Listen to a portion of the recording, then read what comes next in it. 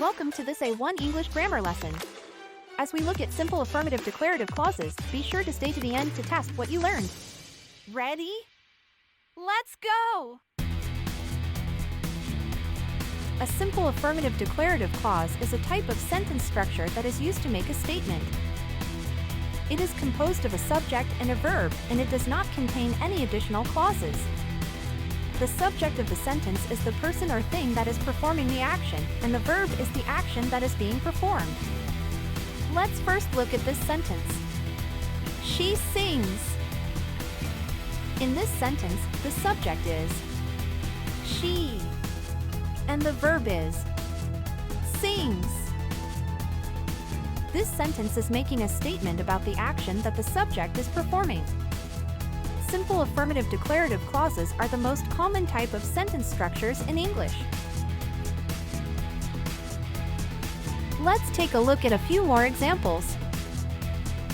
I am going to the movies. I am going to the movies. He is playing soccer.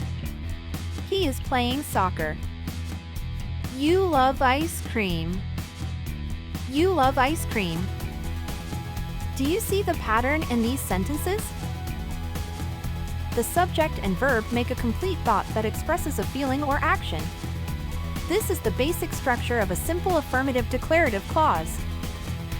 In order to practice what you just learned, you will be asked 5 questions. Each question will be displayed for 10 seconds before the answer is revealed. Before we get started, don't forget to subscribe and like. We appreciate your support. Okay, here we go. Good luck! Which of these is a correct simple affirmative declarative clause? I, you. He, it. Are you? She is. The correct answer is D, she is. True or false? The sentence he is tall is a simple affirmative declarative clause.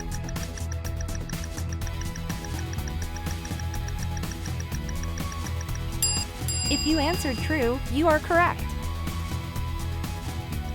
Fill in the blank. Blank is a cat. It, she, you, or he. You answered correctly with A. It is a cat. Choose the correct sentence. It runs. Runs it. It run. Run you.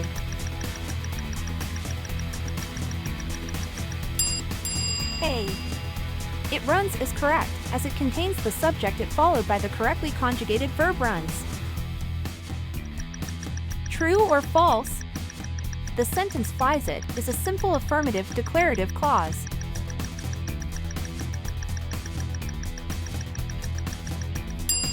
If you answered false, you are correct.